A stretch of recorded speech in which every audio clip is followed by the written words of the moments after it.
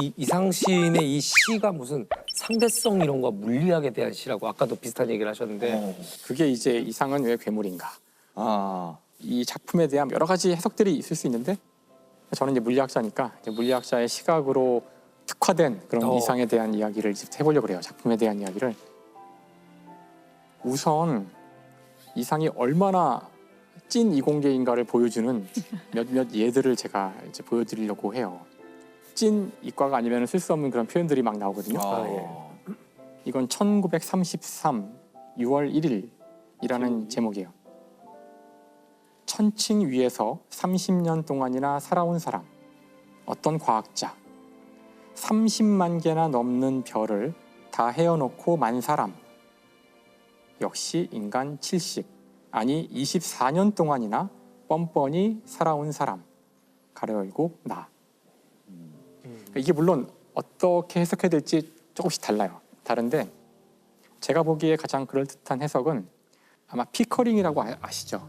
에드워드 피커링, 미국의 천문학자인데 수많은 여성들을 고용을 해서 그 사람들에게 일을 맡겨서 이분들이 하늘을 분석하고 하는 많은 데이터들을 모았어요. 그래서 천칭이란 게 하늘의 별자리를 보는 건데요. 그 연구해온 사람이 있고 30만 개가 넘는 별들을 헤어놓고 있었다. 이 일을 한 사람을 빗대어서 그 하늘을 보고 그 수십만 개의 별을 분석한 사람들. 하지만 나는 뻔뻔하게 24년을 아무것도 안 하고 살아왔다는 거죠.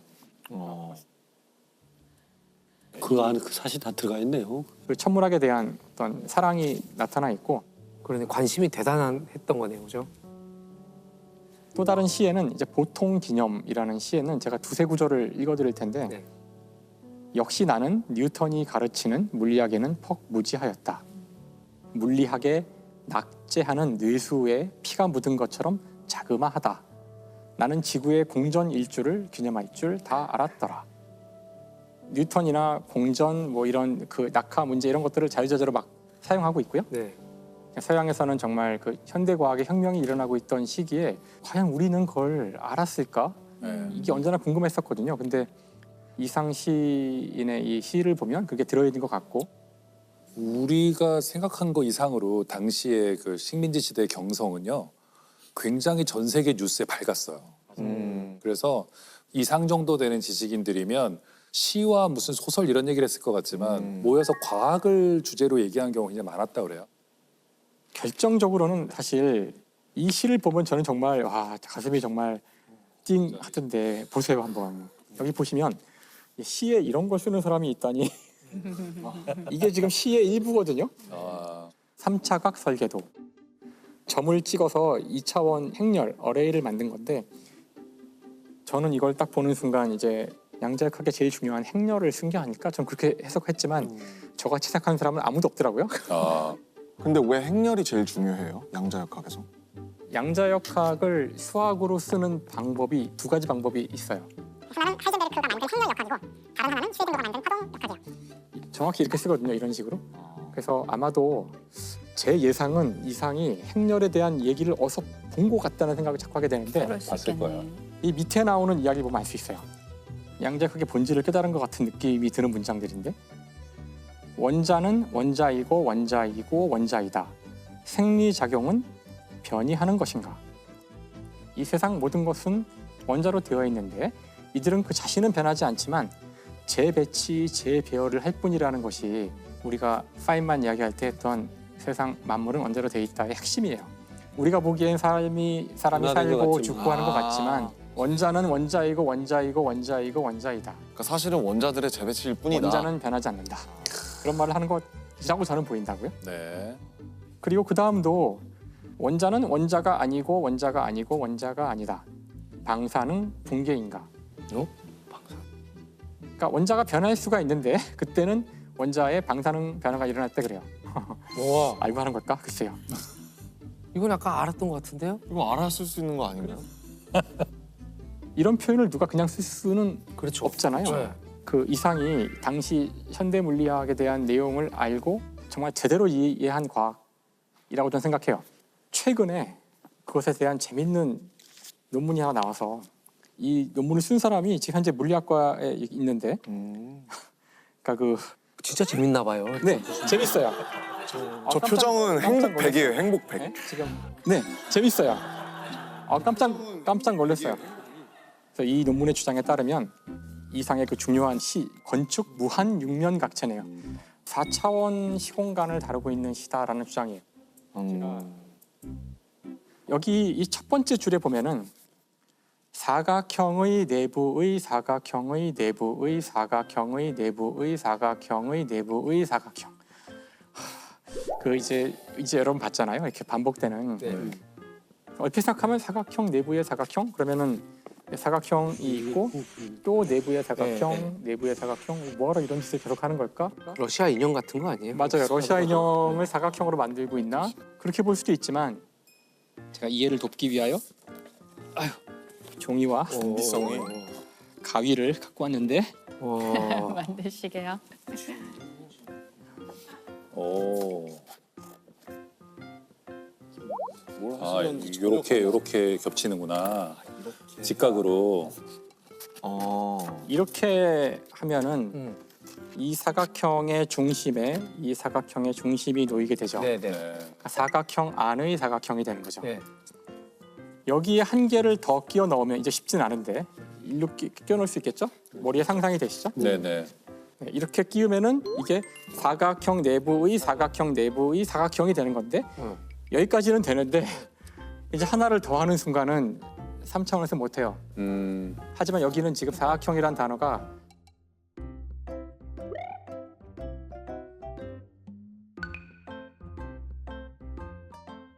그러니까 이것은 이상은 그 시를 통해서 4차원에서 건물을 지으면 어떻게 될까? 그걸 지금 조감해 보고 있다는 뜻이에요.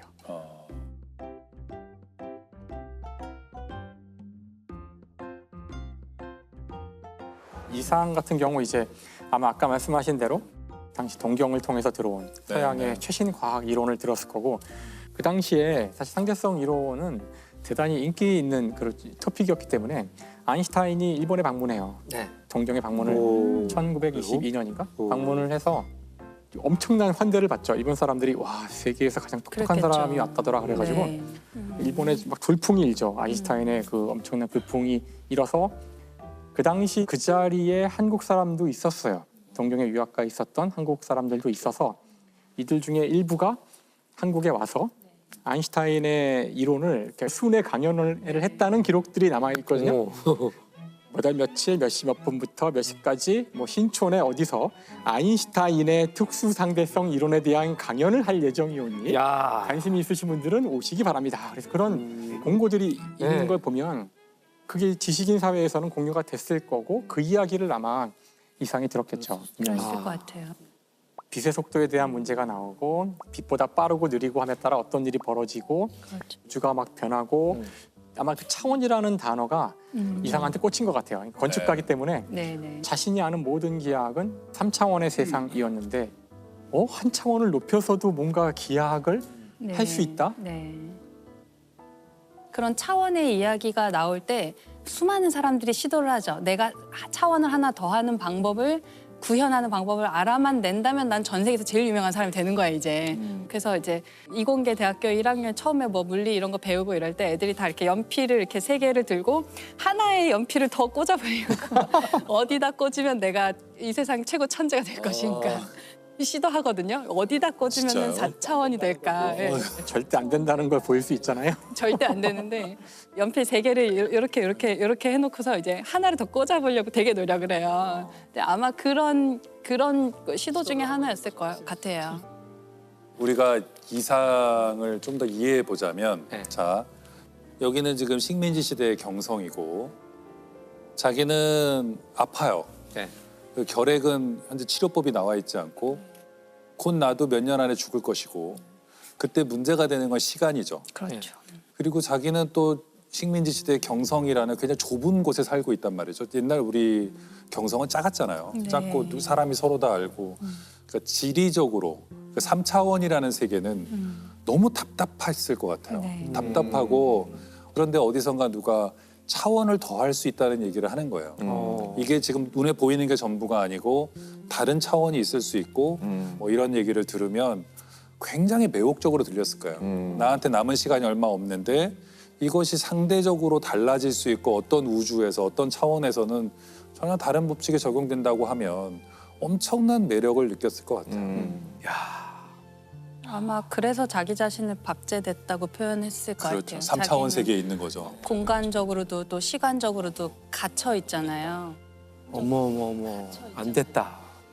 사실 이 묶인 공간을 벗어나는 거는 묶이지 않은 차원을 하나 찾는 것일 수도 있거든요. 그러니까요. 네. 여러 가지 의미가 있을 것 같아요.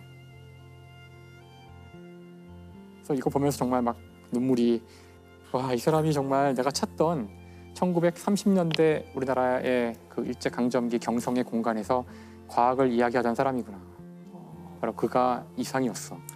내가 찾던 그가. 저는 김상욱 교수님을 오늘 이렇게 신나하고 즐거워한 진짜 초등학생 김상욱을 본 것 같아서 오늘 굉장히 정말 러블리했습니다. 굉장히 진짜 러블리하셨던 것 같아요. 오늘 이 논문을 가져와 주셔가지고 논문이 갑자기 되게 읽어보고 싶은 지금 탐을 내고 있는데 논문 재밌더라고요. 제가 잠깐 봤는데. 너무 탐이 나요. 탐이 나요? 논문 재밌더라고요. 너무 제가 탐이 잠깐 나요. 봤는데. 자, 2만 원 시작합니다. 자, 패들 드세요. 불면증 있으시거나 이런 분들 특효약입니다. 특효약. 불면증. 이런 연구자들은 금방 찾아서 프린트하세요. 네, 무료기 때문에 무료예요, 다. 열려 있어서. 무료랍니다. 오늘 장사 접읍시다. 이분을 탐구하시는 또 어떤 의미에서 독특한 괴물 같은 연구자들이 이분을 계속 이어나가고 있구나, 이 정신을 이어나가고 있구나를 새삼하게 됐네요. 네. 만약에 이상이 조니 김처럼 건강한 분이라고 생각해 보세요. 건강하고 아주 활달한 사람이라고 생각해 보면은 이상은 지금과는 다른 시를 썼을 거예요. 그러니까 폐결핵이라는 거, 그게 자기 생명을 제한하고 있다는 것 때문에 끝없이 다른 차원을 고민했기 때문에 더 놀라운 것들을 써내지 않았나 그런 생각이 들어요.